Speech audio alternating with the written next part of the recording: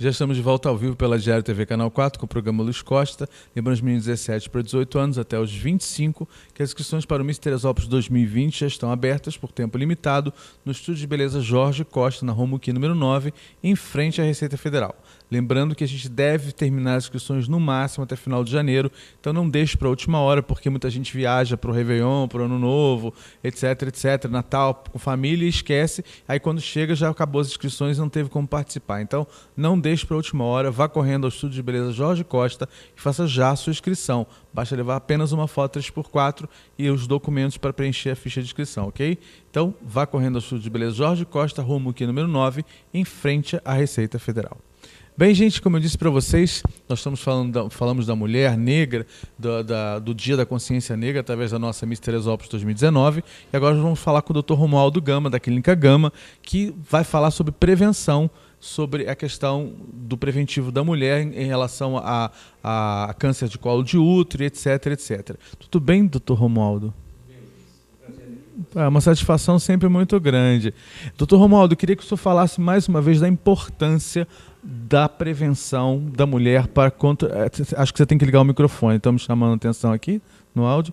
Tá ok? Aí, Alex, pode falar, Dr. Romualdo. Alô? Agora sim, a gente está ao vivo, mas a gente conserta tudo, não tem problema nenhum. Então, a gente está falando sobre essa questão da mulher fazer o preventivo, porque o câncer está aí, né? A gente tem que tentar fazer o máximo possível para minimizar esse tipo de problema. E a prevenção é a melhor solução. Sem dúvida, Luiz. A gente não pode, nós não podemos deixar para segundo grau ou para segunda importância, como sendo um assunto de segunda importância, a prevenção do câncer.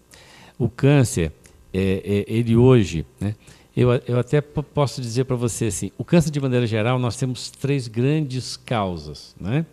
As causas, o estilo de vida, os fatores ambientais e o fator genético.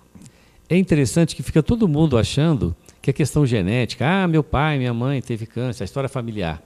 Então, a história familiar fica todo mundo dando uma importância excessiva à história familiar, mas na realidade, só 5 a 10% dos cânceres são por questões genéticas. Uhum. A maioria dos cânceres são por questões, por estilo de vida, olha só que coisa interessante, estilo de vida, muito interessante, não é?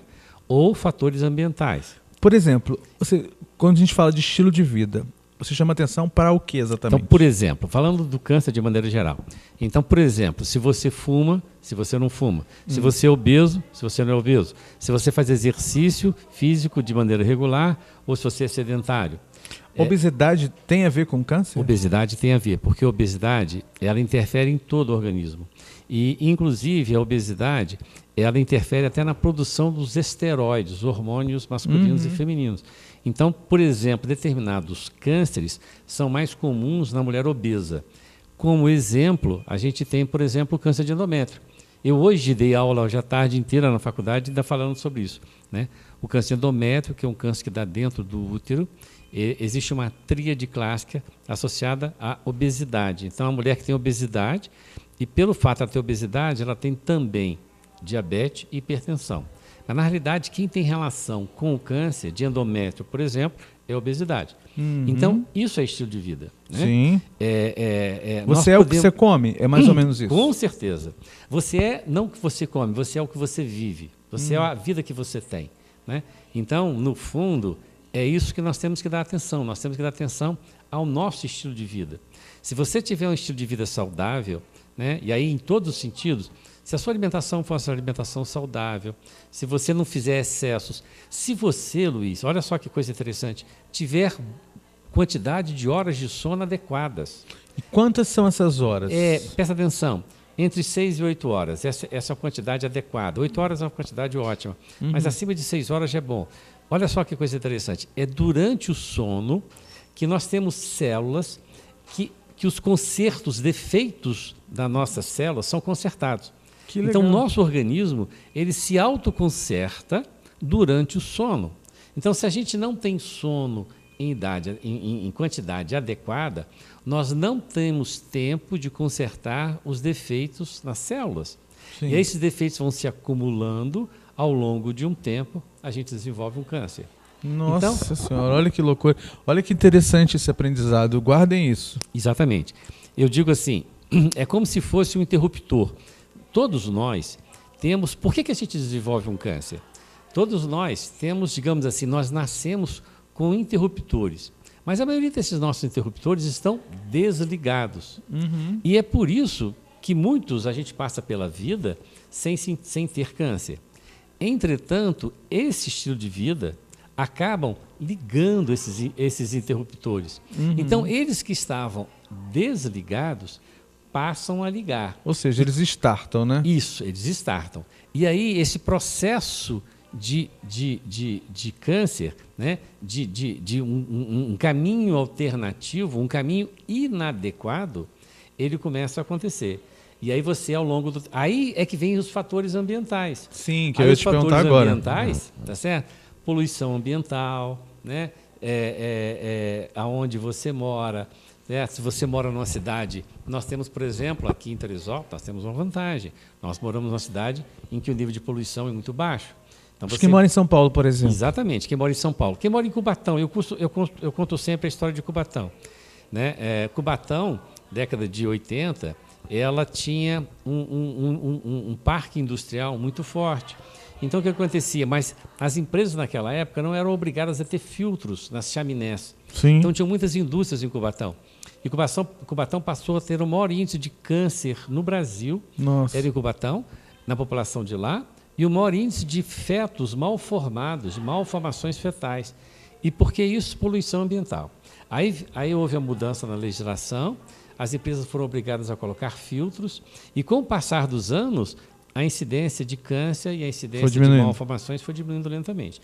Então, o que é isso? Poluição ambiental. Quer dizer, então você tem aquele interruptor que esses fatores ambientais desencadeiam, associados com o seu estilo de vida. Então, ao longo do tempo, né, você vai desenvolvendo aquela célula atípica que vai virar no futuro uma célula maligna. Ela acaba sendo ligada ou desligada pelo estilo de vida e pelos fatores ambientais. E aí, mais uma coisa, como nós temos no nosso organismo mecanismos de defesa, olha que coisa legal isso. Existe um que a gente chama de um oncogene, que ele é chamado P53. Ele tem o papel de quando ele identifica uma célula anormal, e ele é capaz de consertar essa célula normal. E se ele acha que essa célula anormal não tem conserto, ele muda o DNA dessa célula para que ela entre num processo chamado apoptose, que é de morte celular programada. Então, essa célula sai do ciclo normal e entra na morte celular. E essa célula, então, daqui a pouco vai morrer. Então, essa célula que é atípica, uma célula que iria formar um câncer, ela entra, digamos assim, num desvio. Se dissolve, mais ou menos isso. Ela morre. Essa célula simplesmente morre. Então, é através desse mecanismo. E quando é que acontece isso? Durante esse sono à noite. Que é o sono reparador, que é né? o sono reparador, que é onde atua o P53. Olha que loucura, gente. Não é legal? É muito legal. É muito interessante. Falando sobre isso, o Dr. Romualdo chegou dos Estados Unidos agora e ele trouxe, foi fazer ministrou um curso e também foi assistir uma palestra sobre a questão de operar através da robótica. E eu queria que você falasse sobre esse assunto, que eu acho que é super legal e uma novidade para Teresópolis, né? Pois é. Na realidade é o seguinte, né? Eu estava até falando também com os alunos na faculdade hoje. A cirurgia robótica, né? Quer dizer, a cirurgia robótica é uma realidade, né? Ela veio para ficar, né? Do mesmo jeito que essa cirurgia por laparoscopia, esses buraquinhos que a gente faz na barriga, essa cirurgia por laparoscopia veio para ficar. E o que é a robótica? A robótica nada mais é do que um passo à frente na laparoscopia, né? A diferença é que a gente faz laparoscopia, faz aqueles buraquinhos na barriga para poder fazer. Então, nós fazemos grandes cirurgias, as mesmas cirurgias que a gente faz com a barriga aberta, hoje nós fazemos por vídeo, chamado vídeo laparoscopia. Exatamente. Vídeo porque a gente se baseia num vídeo, numa televisão. Exatamente. Né? A gente vê a imagem. A única diferença é que antes a gente abria a barriga para olhar a imagem da barriga lá dentro. Agora, em vez da gente olhar a barriga lá dentro, a gente põe uma câmera lá dentro e olha através dessa câmera e vê na televisão. E então, consegue fazer a cirurgia. E consegue fazer a cirurgia. O que aconteceu com o robô? O robô ele veio melhorar algumas coisas, né? ele veio, eu estava até conversando com o Hélio, por exemplo, determinados movimentos, por exemplo, do nosso punho tem movimentos limitados. Se você for ver, eu não consigo fazer uma volta de 360 graus. É verdade, ninguém consegue. Mas o robô consegue. Então, o fato da mão do robô, o punho da mão, da pinça do robô, ele consegue fazer movimentos melhores e mais amplos e circulares do que nós conseguimos com a nossa mão. Olha que fantástico. Então isso fez com que o robô trouxesse uma série de vantagens. Então, quando a gente faz a cirurgia por robô, o robô diminui os tremores, o robô consegue uma visão 3D, ele consegue uma visão sensacional, né? Então, a cirurgia robótica, ela veio. E só para você ter uma noção, nós hoje já temos no mundo, 4.000 e poucos robôs. Está nessa faixa aí de 4.200, 4.300 robôs no mundo inteiro. Só nos Estados Unidos, né, que lá é um campeão de robô. Sim, lógico. Eles têm lá cerca de quase 3.000 robôs. Né, desses 4.000 e poucos, quase 3.000 operantes. Nesse hospital que eu fui fazer, em Orlando, no Nicholson Center, que é um centro de treinamento, um hospital, né? Sim. Ele tem 1.000 leitos, esse hospital. Só esse hospital tem 11 robôs. Tá certo? Desses 11 robôs, ele tem 6 robôs só para treinamento desse tipo que nós vamos fazer. Né? Então, nós treinamos num centro em que você tinha 6 robôs. Né? Mas é um curso puxado, curso de uma semana, acordando 6 horas da manhã, 7h30 da manhã estando lá. Porque deve ser difícil operar, né? Através da mão do robô. Mesmo com toda a praticidade, com toda a tecnologia, você tem que ter muita habilidade. Como médico, não é qualquer pessoa que pode fazer. Isso, não. Presta atenção, isso é importante ficar claro. O robô não opera por você. Exatamente. Não é o robô que opera. É a gente que opera. Exatamente. O robô é o aparelho. O robô é só uma ferramenta. Se você não sabe operar, não adianta. O robô não vai fazer milagre. O robô vai ficar parado lá. Exatamente. Quando a gente fala em cirurgia robótica, as pessoas pensam que substitui o médico. Não, de jeito nenhum. Pelo contrário. Eu acho que mostra muito mais a capacidade de um médico que é realmente reconhecido através de um trabalho feito através de um robô. O robô não faz sozinho, ele é uma máquina. Então, da mesma maneira que é feita a videolaparoscopia, o robô vai agir na mecânica que o médico vai fazer. Só que em vez de ele estar usando a mão dele, ele está usando a mão do robô. Mas tem que ser uma pessoa consciente. Não é qualquer pessoa que pode fazer. Não é o robô que faz sozinho. Não. E nem qualquer médico. Exatamente. Não adianta o médico que vai fazer esse tipo de curso... Tem que se aperfeiçoar. Tem que já saber fazer. Exatamente. Inclusive por laparoscopia, né? Sim. Para que ele possa simplesmente... Porque o robô é uma ferramenta a mais, tá certo? Claro que é uma ferramenta muito importante, né? E é muito interessante nesse sentido, né? Eu estava até dizendo para o Hélio que a gente consegue tanta habilidade que ele facilita tanto os seus movimentos que acaba a cirurgia ficando também um pouco mais rápida. Se você sabe quais são os passos... Se você sabe administrar, óbvio. Se você sabe quais são os passos que você tem que dar, né? Ou seja, a gente chama, em cirurgia, a gente diz que nós damos tempos cirúrgicos ou passos cirúrgicos, né?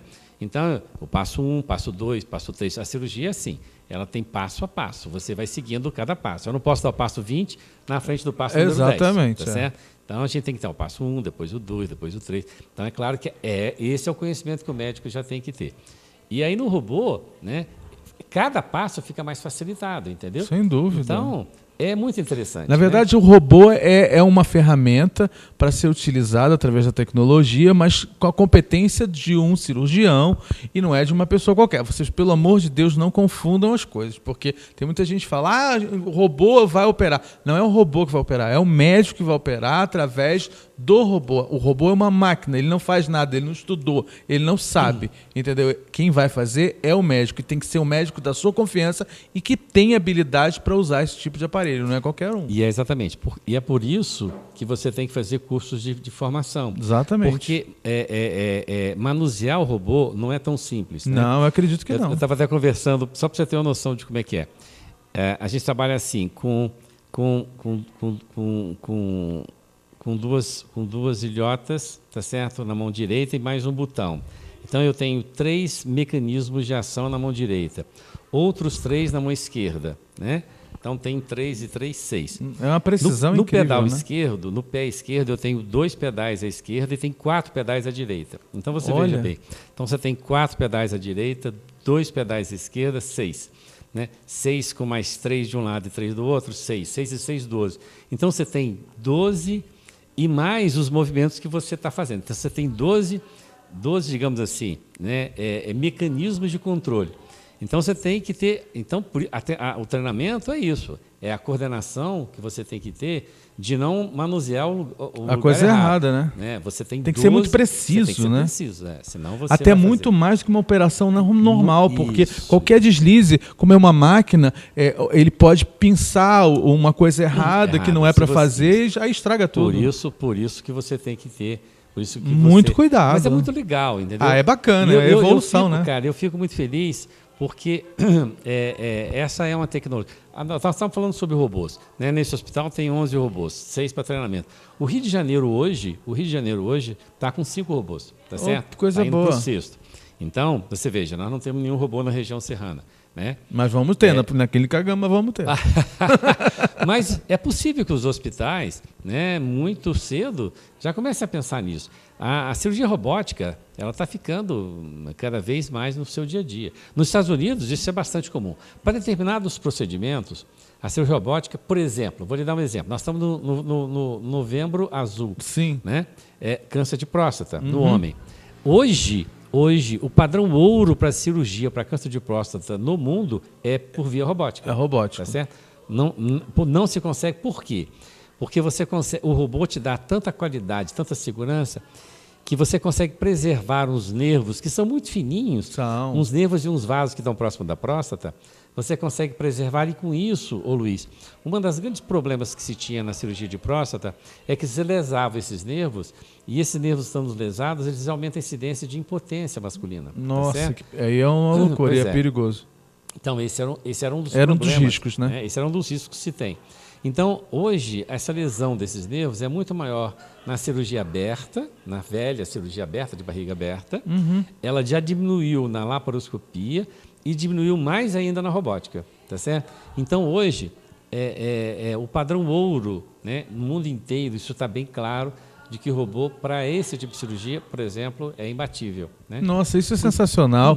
E saber, inclusive, que a gente tem um especialista que foi lá nos Estados Unidos, já aprendeu, já pode utilizar desse trabalho da robótica, é o Dr. Romualdo Gama, da Clínica Gama, que eu gostaria que o senhor olhasse para aquela câmera e convidasse as pessoas a conhecer a Clínica Gama, que além de passar aqui no nosso programa, ser anunciante do nosso programa, é uma clínica de muito conceito. Na verdade, o Dr. Romualdo faz parte de uma equipe imensa de grandes profissionais, e eu acho que é uma clínica que se você não conhece, você tem que conhecer, porque além de tudo é uma qualidade e uma eficácia inigualável. A gente não tem na cidade uma clínica tão importante, principalmente dentro desse aspecto de prevenção para a mulher e da questão da endometriose, etc., que não seja a Clínica Gama. Então, eu queria que o senhor, por favor, fizesse esse convite às pessoas.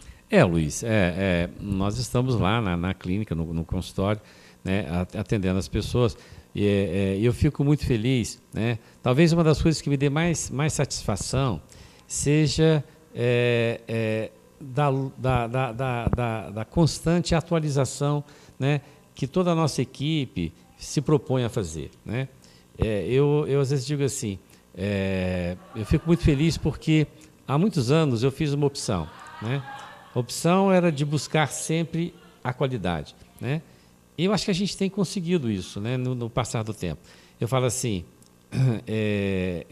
há uma cobrança de todos nós, né, do nosso grupo, da nossa equipe, no sentido de que esse ano eu tenho que estar melhor do que eu fui ano passado. Isso é uma não é de um dia para o outro. A gente não sente a diferença de hoje para ontem, sim. de hoje para amanhã, de hoje para ontem. Mas a gente consegue sentir a diferença de hoje para o ano passado. Eu continuo achando assim, eu quando olho para o ano passado, eu tenho hoje certeza de que eu estou melhor do que eu estava ano passado. E fico feliz porque eu acredito e continuo com esperança de que ano que vem estarei melhor do que eu estou esse ano. Com eu acho certeza. que esse deve ser o raciocínio que todas as pessoas têm que ter. Né? Não só na medicina. Sim, em tudo. Em tudo, em qualquer coisa. Nós temos até ser como pessoas. Né? Exatamente. Eu às vezes falo assim, sabe, Luiz? A gente quando nasce, né? Imagine que 100 seja, digamos assim, a perfeição, até a santidade. Vamos lá, vamos falar em santidade, né? Vamos falar em Deus e falar em santidade. em que a gente seja santo. Santo significa aquele que não tem nenhum defeito, aquele que tem tudo certo. Claro que nenhum de nós vai conseguir chegar a esse ponto, mas a gente quando nasce, né, eu falo sempre isso, Luiz, a gente quando nasce, por exemplo, sei lá, com um determinado número, pode ser 10, 15, né, mas eu tenho que chegar a 100 está muito longe. Então, o meu papel ao longo da minha vida é com que a cada ano, se eu hoje estou em 10, depois a gente vai crescendo, vai melhorando para 15, 20, 30, Exatamente, 50. E vai melhorando. É uma evolução que a gente tem que ter dia a dia. A gente não vai chegar nunca Não pode 100. parar no tempo, né? Não vai chegar nunca 100. E nem eu tenho absoluta consciência de que eu também não sou o melhor. Não tem nada disso. Mas eu digo assim, eu não tenho que me comparar com ninguém. Eu tenho que comparar comigo mesmo. Com você, exatamente. A única coisa que eu exijo é de que eu, comparado comigo mesmo, seja melhor como pessoa, como profissional, como gente, como cidadão, né? Como tudo, que eu seja melhor esse ano do que eu fui ano passado. E pode ter certeza que ele viu, gente? Então, tudo isso e mais um pouco. É isso que eu fico cobrando, entendeu? É isso que eu fico tentando fazer, né? Então eu fico muito feliz, entendeu? Dr. Romualdo, o endereço da Clínica Gama. Bom, nós estamos aqui na rua Prefeito Sebastião Teixeira, 354, sala 608, né? Ali atrás atrás da igreja, aquela rua que sobe em direção aqui na Tijuca, né? Aqui na Tijuca. É no edifício Cosmopolita. Edifício Cosmopolita. Muito bem. Qual o telefone de lá? 2742-4370. 2742-4370, Clínica Gama. É o melhor caminho para você fazer o seu preventivo.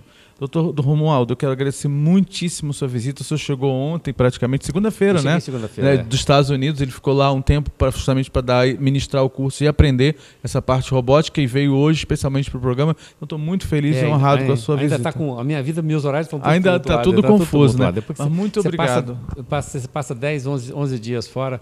O fuso horário muda tudo. Muda tudo, né? Muito obrigado pela sua visita. Nada, Luiz, venha quando quiser, a casa é sua, tá? Eu que agradeço o seu convite, isso é uma honra estar aqui, tá bom? Sempre para mim também. Um abraço no Gustavo e em toda a equipe, tá? Obrigado, para vocês também. Muito obrigado. Bom, gente, não sai daí que depois do intervalo a gente vai mostrar para vocês um desfile da Espaço G para a coleção verão, mas com diferencial para o Réveillon 2018-2019. Volto já ao vivo pela Diário TV Canal 4. Até já.